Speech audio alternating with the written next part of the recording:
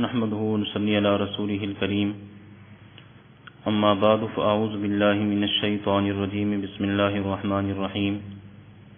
قال الله تبارك وتعالى في القرآن المجيد ويؤثرون على انفسهم ولو كان بهم خصاصة عن ابي هريرة رضي الله عنه قال اتى رجل رسول الله صلى الله عليه وسلم فقال يا رسول الله أصابني الجهد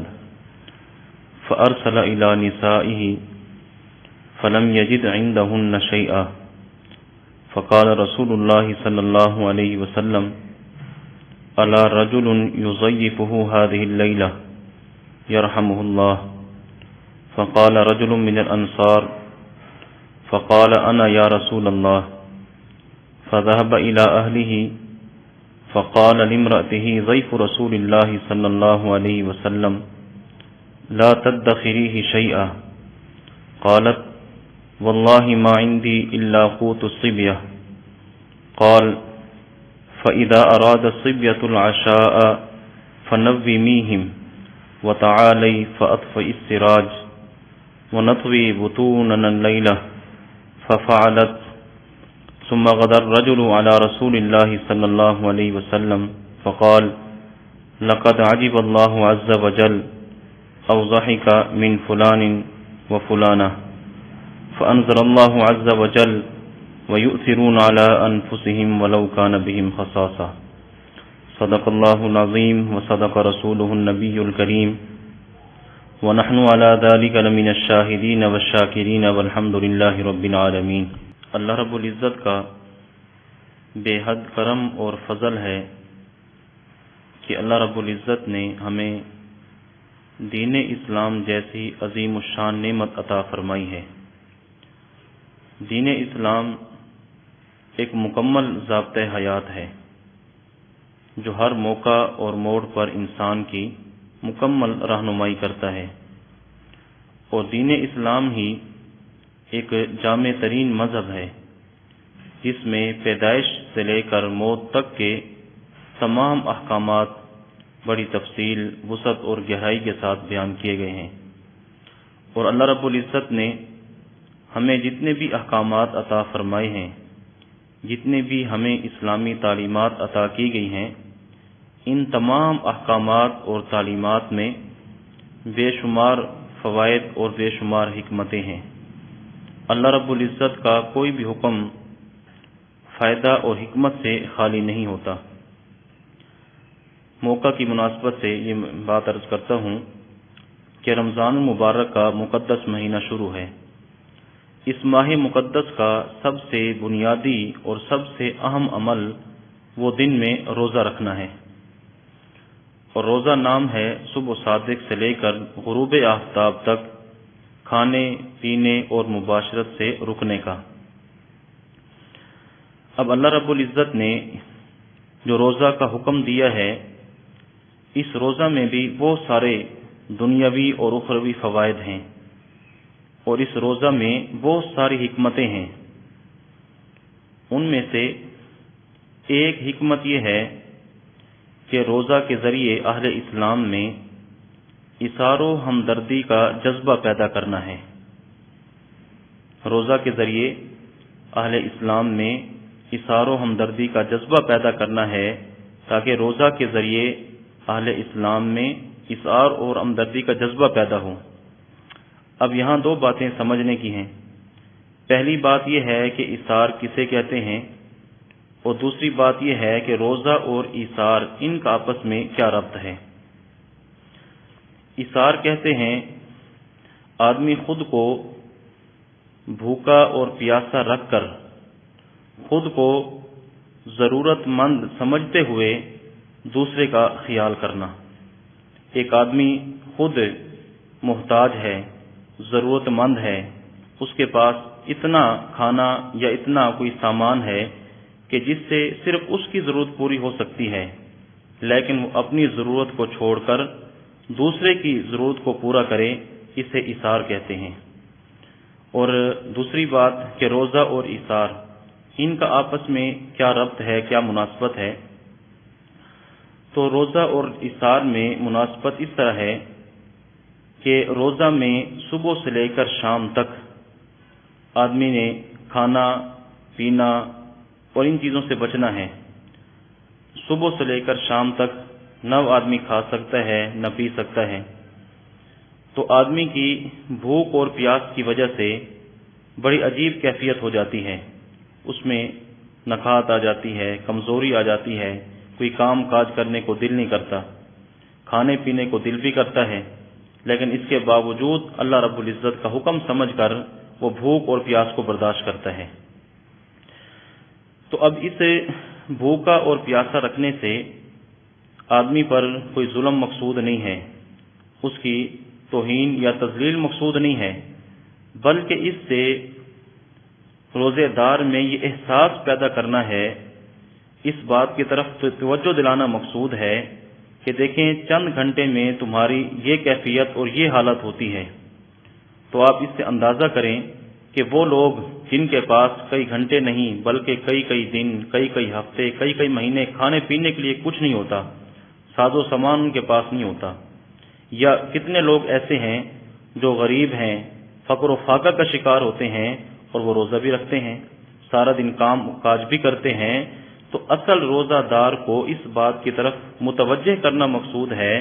کہ جیسے روزہ کے اندر تمہاری یہ ایک عجیب سی حالت ہو جاتی ہے، تو فرمایا کہ ان مسلمان بھائیوں کا، رشتہ داروں کا، عزیز و اقارب کا، محلہ اور علاقے والوں کا خیال کرو کہ جن کے پاس سال بھر یا سال کا اکثر حصہ کھانے پینے کے لیے نہیں ہوتا۔ تو اصل روزے کے اندر یہ حکمت بھی ہے تاکہ ہم دوسرے مسلمانوں کا خیال کریں، ان کے ساتھ ایثار اور ہمدردی کے ساتھ پیش آئیں، کیونکہ جب انسان خود بھوکا رہے گا، خود پیاسا رہے گا، تب اس کو سمجھ آئے گی کہ بھوک اور پیاس کیا ہوتی ہے۔ اور باقی کوئی بندہ وہ شوق سے نہ بھوکا رہتا ہے نہ پیاسا رہتا ہے، بلکہ اللہ رب العزت کا حکم سمجھ کر بھوک پیاس برداشت کرتا ہے۔ تو شوق سے تو کوئی بھی بھوکا پیاسا نہیں رہتا، اللہ تعالیٰ کا حکم آتا ہے تو انسان مسلمان کی شان یہ ہے کہ وہ اپنا سر اللہ تعالیٰ کے حکم کے سامنے جھکا دیتا ہے۔ تو جب تک روزہ نہ رکھا جائے تو آدمی کے اندر بھوک اور پیاس کا احساس ہی پیدا نہیں ہو سکتا۔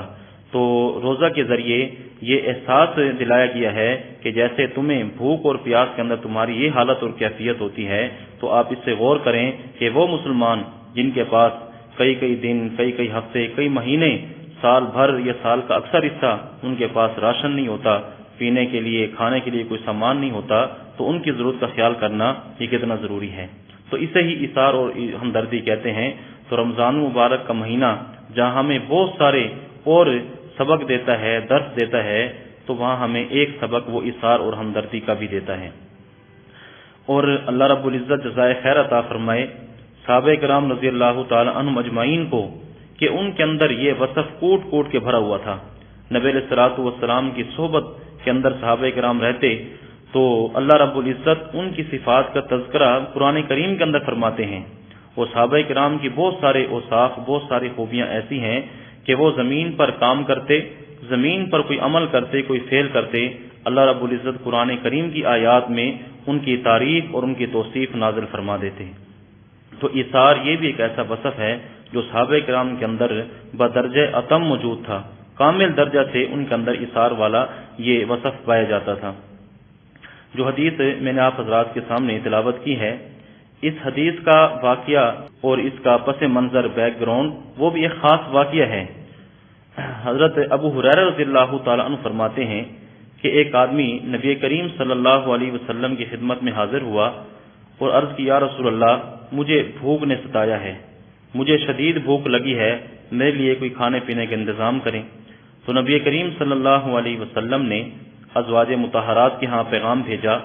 کہ کچھ کھانے پینے کے لیے میسر ہو تو دے دیں۔ تو ایک صحابی گئے، لیکن اللہ کی شان کہ کسی کے گھر میں بھی کچھ بھی کھانے پینے کے لیے موجود نہیں تھا۔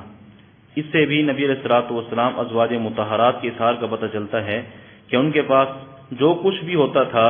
اپنی ضرورت کے باوجود بھی وہ دوسروں پر خرچ کر دیا کرتے تھے۔ تو نبی علیہ الصلوۃ والسلام کے پاس آپ کے گھروں میں کچھ بھی کھانے پینے کے لیے نہیں ہے۔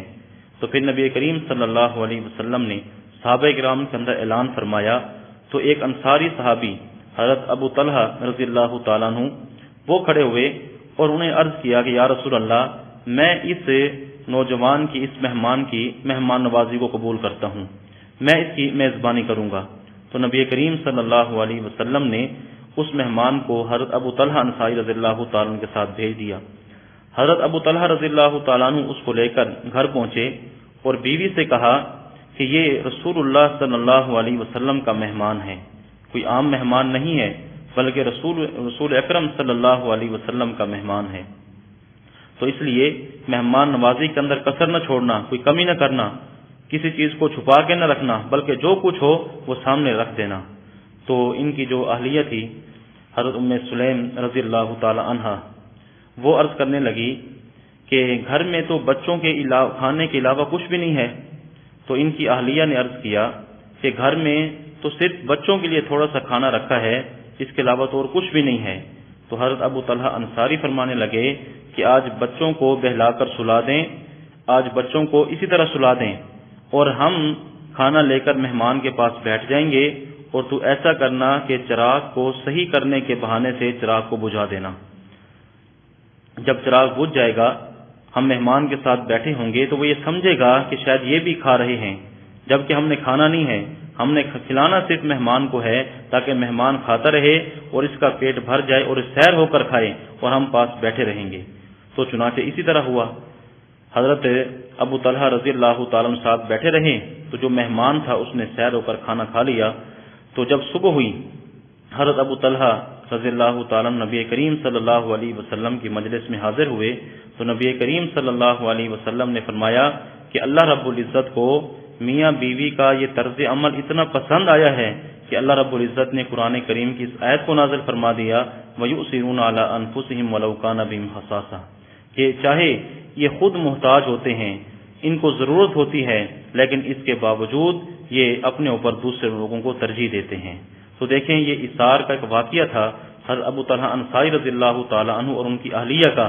تو انہوں نے کیسے خود بھوک برداشت کی ہے، بچوں کو بھوکا سلایا ہے، خود رات ایسے گزاری ہے، لیکن مہمان کو ترجیح دی ہے اور مہمان کا خوب اکرام کیا ہے۔ تو اللہ رب العزت کو اتنا عمل پسند آیا کہ اللہ رب العزت نے قرآن کریم کے اندر ان کی تعریف میں آیت نازل فرمائی ہے۔ تو یہ صحابہ کرام رضی اللہ تعالی عنہم اجمعین کی شان تھی کہ ان کے اندر یہ وصف اعلیٰ درجے سے پایا جاتا تھا۔ اسی طرح صحابہ کرام کے بعد جو لوگ گزرے ہیں ان کے اندر بھی یہ وصف بہت اعلیٰ پیمانے پر پایا جاتا تھا۔ حضرت ابو الحسن انطاکی رحمۃ اللہ علیہ وہ فرماتے ہیں کہ ایک مرتبہ ایک جگہ پر 30 سے زائد لوگ جمع ہوئے اور ان کے پاس کھانے کے لیے صرف 5 روٹیاں تھیں۔ 5 روٹیاں ہیں، 30 سے زائد افراد ہیں اور رات کا وقت ہے۔ تو آپس میں مشورہ ہوا کہ ان 5 روٹیوں کے ٹکڑے کر دیے جائیں اور ان کو دسترخوان پر بچھا دیا جائے اور چراغ کو بجھا دیا جائے تاکہ پتہ نہ چلے کہ کس نے کتنا کھانا کھایا ہے۔ چنانچہ ایسا ہوا کہ 5 روٹیوں کے ٹکڑے کیے گئے، ان کو دسترخوان پر بچھایا گیا اور چراغ کو بند کر بجھا دیا گیا۔ تو یہ سارے کے سارے لوگ دسترخوان پر بیٹھ گئے۔ تھوڑی دیر کے بعد جب یہ لوگ دسترخوان سے اٹھے تو لوگ وہاں دیکھ کر حیران رہ گئے کہ دسترخوان پر جیسا کھانا موجود تھا سارا کا سارا اسی طرح باقی تھا۔ یعنی ہر ایک نے یہ خیال کیا کہ میں بھوک برداشت کر لوں، لیکن میرا دوسرا جو مسلمان بھائی ہے وہ سیر ہو کر کھانا کھا لے۔ تو اسے اثار کہتے ہیں کہ ہر ایک نے اپنا خود بھوکا رہنا برداشت کر لیا، لیکن دوسرے کا بھوکا رہنا ان کو گوارا نہیں تھا۔ تو دیکھیں ان لوگوں کے اندر یہ اثار کیسے پایا جاتا تھا۔ تو آج مسلمانوں کو بھی اس بات کی ضرورت ہے کہ جیسے ہمارے اسلاف میں، صحابہ کرام میں، تابعین، تبع تابعین میں، اکابرین امت کے اندر یہ وصف موجود تھا، تو ہمیں بھی اس وصف کو اپنانا چاہیے۔ ہمارے اڑوس پڑوس میں، ہمارے رشتہ داروں میں، عزیز و اقارب میں کتنے لوگ ایسے موجود ہیں جو اس وقت محتاج ہیں، اس وقت ان کے پاس کھانا پینا نہیں ہے۔ تو ہمیں چاہیے کہ ہم اثار و ہمدردی کا وصف اپنا کر ہم ان کے ساتھ خیر خواہی کریں۔ اور آپ حیران ہوں گے کہ ہمارے پہلے مسلمانوں کے اندر اثار کا اتنا جذبہ تھا کہ انسان تو انسان یہ دیگر مخلوقات کے سامنے بھی اثار کرتے تھے، دیگر مخلوقات پر بھی اثار کرتے تھے، ان کے ساتھ بھی ہمدردی کے ساتھ پیش آتے تھے۔ اس پر ایک بڑا عجیب واقعہ کتابوں میں لکھا ہے، شیخ عبداللہ بن جعفر رحمۃ اللہ علیہ وہ فرماتے ہیں کہ میں ایک مرتبہ اپنی زمین میں گیا تو وہاں باغ میں نے غلام کو دیکھا، کالے رنگ کا غلام ہے، اس کے پاس 3 روٹیاں ہیں۔ وہ جیسے ہی کھانا کھانے لگا تو ایک کتا سامنے آ کر کھڑا ہو گیا، تو اس نے ایک روٹی اٹھائی اور کتے کے آگے ڈال دی۔ کتے نے وہ روٹی کھائی، پھر وہ سامنے آ گیا تو اس نے دوسری روٹی اٹھائی، وہ کتے کے سامنے ڈال دی۔ کتے نے دوسری روٹی کھائی، پھر وہ سامنے آ کے کھڑا ہو گیا تو وہ جو غلام تھا اس نے تیسری روٹی بھی کتے کے سامنے ڈال دی۔ اب کہتے ہیں عبداللہ بن جعفر کہتے ہیں کہ میں یہ سارا ماجرا دیکھ رہا ہوں تو میں نے اس غلام سے آ کر پوچھا کہ آپ کو روزانہ کتنی خوراک ملتی ہے؟ تو اس نے کہا کہ جو آپ نے دیکھا مجھے یہی 3 روٹیاں ملتی ہیں۔ اس نے کہا کہ آپ نے تو ایک بھی نہیں کھائی، تینوں کتے کے آگے ڈال دی ہیں، اس کی کیا وجہ ہے؟ تو وہ غلام فرمانے لگے کہ یہ کتوں کا علاقہ نہیں ہے، یہاں کتے نہیں ہیں، تو میں سمجھ گیا کہ یہ کتا کسی دور کے علاقے سے آیا ہے اور یہ بھوکا ہے، اس سے میرے سامنے آ کے کھڑا ہو گیا تو میں نے اس کے سامنے ایک روٹی ڈال دی، اس کی بھوک ختم نہ ہوئی، میں نے دوسری اور تیسری روٹی بھی اس کو کھلا دی کہ یہ کتا دور سے آیا ہے اور بھوکا ہے۔ تو شیخ عبداللہ فرماتے ہیں کہ میں نے ان سے پوچھا کہ پھر آپ ایسے ہی بھوکا رہیں گے، آپ کیا کھائیں گے؟ اس نے کہا کہ ٹھیک، کوئی بات نہیں، میں اسی طرح بھوکا میں رہ لوں گا، لیکن مجھے یہ بات اچھی نہیں لگتی کہ میں انسان ہو کر تو کھانا کھاؤں اور یہ جو ایک دوسری مخلوق ہے یہ میرے سامنے کھڑے ہو کر میرا منہ دیکھتی رہے، تو اس لیے میں یہ مناسب نہیں سمجھا کہ میں یہ روٹیاں کھاؤں، بلکہ میں نے یہ کتے کے سامنے ڈال دی ہیں اور کتے کو کھلا دی ہیں۔ تو دیکھیں اب ان لوگوں کے اندر ایثار کا کیسا جذبہ تھا کہ انسان تو انسان، یہ دوسری مخلوقات کتوں کے ساتھ بھی یہ ایثار کے ساتھ پیش آتے تھے، ہمدردی کے ساتھ پیش آتے تھے۔ تو آج مسلمانوں کے اندر ہمیں اپنے مسلمانوں میں دوبارہ اس وصف کو اجاگر کرنے کی ضرورت ہے کہ جیسے ہمارے اسلاف، ہمارے جو اکابر گزرے ہیں، جیسے ان کے اندر یہ ایثار و ہمدردی کا وصف اعلیٰ درجے سے پایا جاتا تھا، آج ہمیں بھی ضرورت ہے کہ ہم اس وصف کو اپنائیں اور اپنے مسلمان بھائیوں کے ساتھ ہمدردی اور ایثار کے ساتھ پیش آئیں۔ اللہ تعالیٰ سے دعا ہے کہ اللہ تعالیٰ رمضان مبارک کے مہینے کی برکت سے ہم سب کو ایثار اور ہمدردی والا جذبہ عطا فرمائے اور ہم میں سے ہر ایک کو اس بڑھ چڑھ کر ایک دوسرے سے ایثار کرنے کی توفیق عطا فرمائے۔ وآخر دعوانا الحمد للہ رب العالمین۔